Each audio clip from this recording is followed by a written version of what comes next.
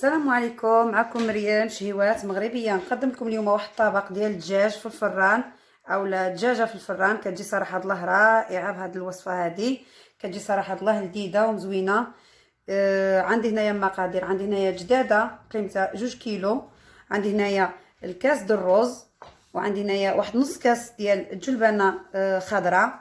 عندي هنايا هادو هما التوابل. هذه غنعمر فيها الرز. هادو هما التوابل ديال الرز غنعمر بها الجداده ان شاء الله.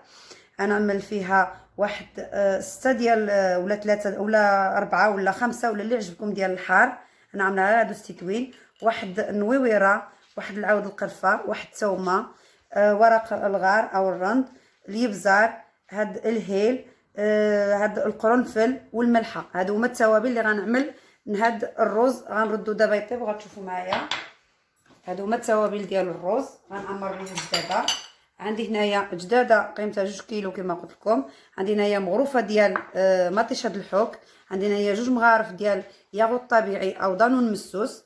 وعندي العطريه. عندي هنايا الخرقوم مغروفه صغيره، الملحه، شويه تحميره، مغروفه هذيك الزعتره ماشي السحتر، الزعتره اولا عملوا ازير اولا اللي تفضلوا، اليبزار، سكينجبير، وواحد الورق الغار. هادو هما المكونات اللي غندهن بهم الجداده. وغيكون وهذه غتكون في واحد التفريشه غنفرشوها تحت الجداده. عندي بطاطا مقطعه بالقشور كلش، واحد راس الثومه كبير، واحد 4 ولا 5 ديال الجعده او الجزر. هادو هما المكونات اللي غنعمل. والزيت العود. عندي هنايا هاد التوابل هما الاولى، واحد زليفه اولا واحد الطبسي كنعملوا هذا الشكل. وغنعمل ديك مغروفه ديال كبيره ديال التحميره على هذا الشكل. هذا كنجيب واحد مغروفه وكنعمل داك دانون مسوس او ياغوت طبيعي. كنعمل انا عندي مغروفه غير صغيره، غنعمل 2 حتى 3 المغارف ديال ياغوت. قلت لكم تعملوها كامله الا بغيتو اللي بغيتو. انا عملت هنايا 3 المغارف صغار. وغنعمل الزيت العود. غنعمل قيمه اما 3 د المغارف حتى 4 د المغارف. ها حيت ها 2 ها 3. من هنايا 3 د المغارف. وغتخلطوا وغتشوفوا القياس واش غتزيدوا ولا لا. كنخلط هاد التوابل كاملين اللي عندي هنايا. اللي بغي يضيف الثومه بودره يضيفها، انا ما ضفتش هنايا حيت غنعملها معها الطيب كامله. غادي نزيد شويه ديال الزيت.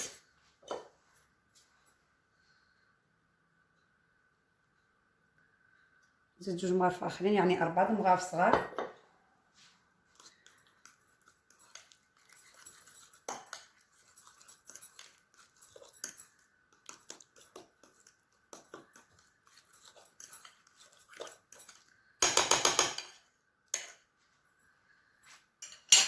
نجيب واحد البانسو اولا الشيتا اولا اللي بغى يدهن بيدو يمكن له يدهن بيدو ماشي مشكل. غنجيب هنايا الجداده وغنحاول ندهنها كامله على هذا الشكل.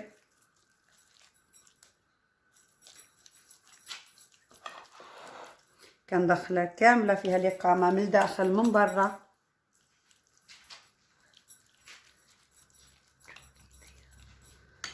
انا سمحوا لي خصني نعمل فيها شي هكذا باش تدخلنا الإقامة في ديك في الفخاد وفي الصدره وفي كل شيء على هذا الشكل. هذا في محمص حاد اولا محمص بمكوره. كنشكو على هذه الطريقه هذه كامله.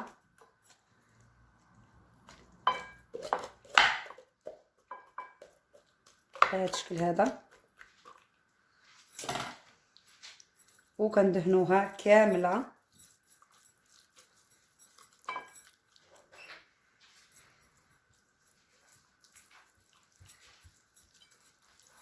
صراحه هاد الزعتره كتجي فيها زوينه، كتعطي لها واحد النكهه واعره اللي كتجي في الفران، كتجي مزيونه.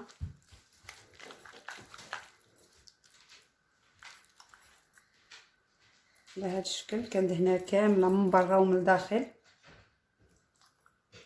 حاول ما امكن نوصلها كاع الإقامة.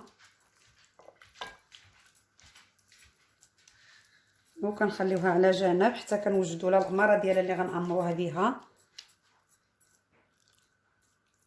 كيف يمكن لكم تعملوها غير على هذا الشكل هذا وتدخلوها الفران غير على هذا الشكل بلا ما تعمروها. لكم تعملوا فيها غير الخضره، بصله، بطاطا، ثومه، وتعملوها في الفران.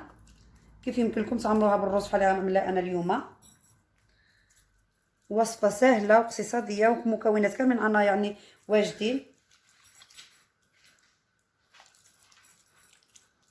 صافي كنكتفي بهذا القدر هذا، واللي كيبقى لنا من بعد كنعملوه على الخضره ديالنا.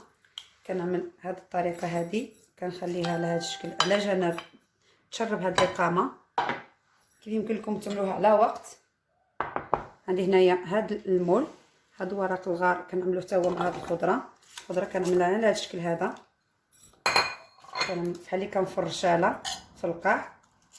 وكنجيب ديك الاقامه حتى هي كندهنها بنفس الاقامه على هذا الشكل. نتمنى تكون الرؤيه واضحه على هذا الشكل. وكنخليها كنعمل انا راس الثومه مكمول، يمكن لكم تعملوا جوج ولا وحده ولا اللي بغيتو. صافي كنعمل هذا الشيء هذا على هذا الشكل.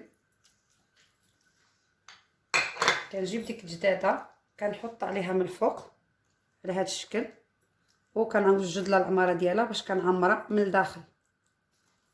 دابا غادي ندوز نوجد العماره. كنعمل هنايا في مقله او قميله، كنعمل واحد 2 مغارف حتى 3 مغارف ديال زيت العود اولا زيت نباتيه اللي كتفضلوا. انا غنخلطها هنايا، غنعمل شويه شويه على هذا الشكل. كلمه واحد مغروفه ديال زيت نباتيه، واحد 2 مغارف ديال زيت العود. كنعمل هنايا ديك التوابل هما الاولى في الزيت، كيتشربوا شويه ديك الزيت. كيبدا ما كنعمل لا بصله لا حتى حاجه. كيف يمكن لكم تعملوا البصله، تعملوا ثومه مقطعه، انا تعمدت بالعاني نعملها اذا مكموله. غنعمل هنايا الرز، كاس ديال الرز حتى هو نشحرو في ديك القامه،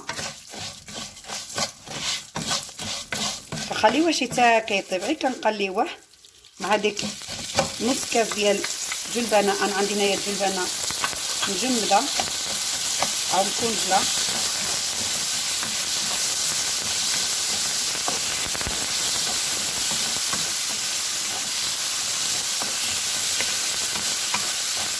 كيف يمكن لكم تزيدوا فيها حتى الجعده مقطعه صغيره، كتجي ما بين الخضوريه والحموريه حتى هي كتجي مزيونه. انا الجعده ما عملتش فيها.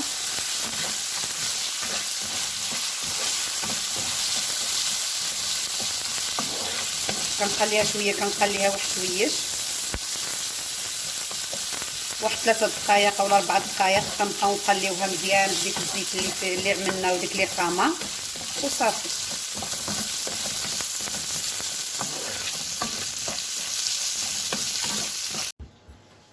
كنكمل هنايا العماره ديالي على هذا الشكل هذا. كنجيب ديك العماره اللي كنكون عندي معدله كيف شفتوا معايا هنايا.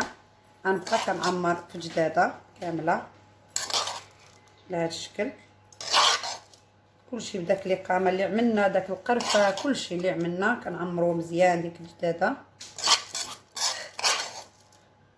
كيف يمكن لكم تعملوها تبخر ومن بعد تدخلوها الفران تحمر. كيف يمكن لكم ديريكتومون كتدخلوها في الفران. انا غندخلها هنايا ديريكتومون في الفران على الطريقه هذه.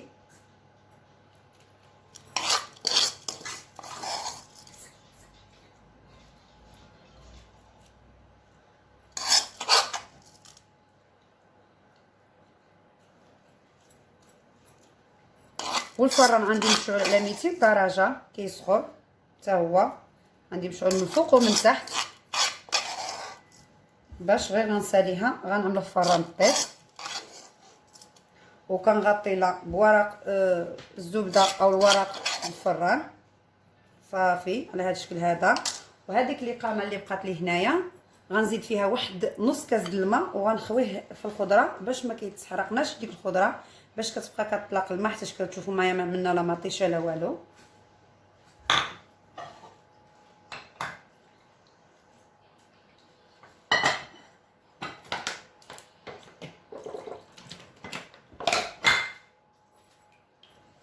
على هذا الشكل كنخويه في واحد الجانب حيت شفتوا معايا الخضره ما عملنا لا الاقامه لا زيت لا والو. كنكتفيو غير بديك الاقامه اللي كتشيطنا. صافي على هذا الشكل هذا وكنجيب واحد الخيط كيف شفتوا معايا. انا غنجمع على رجله وغنشدو بهذا الشكل هذا.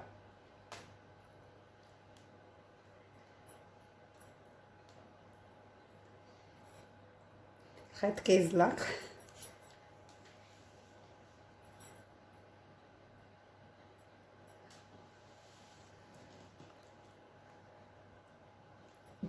انا كنجمع على غير رجل على هذا الشكل هذا باش ما تفتحش كامله. نحاول نزيد نزيرها مزيان لا تزير لي. فوالا بهذا الشكل هذا.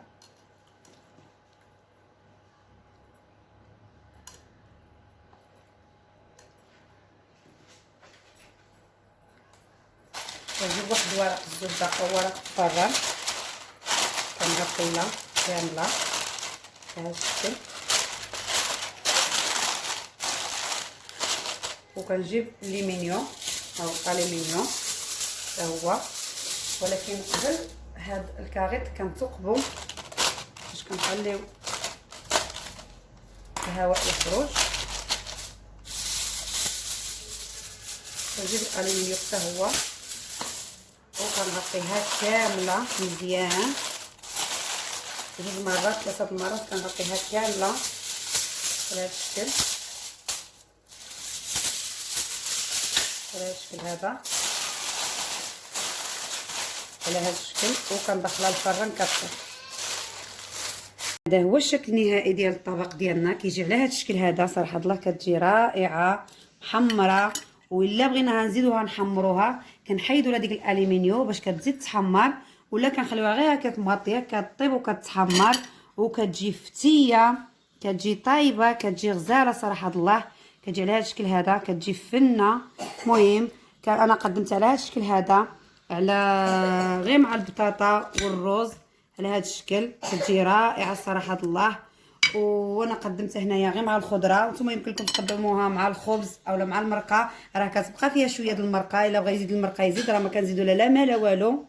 وكنتمنى تعجبكم وبصحه وراحه، والسلام عليكم الى فيديو قادم ان شاء الله.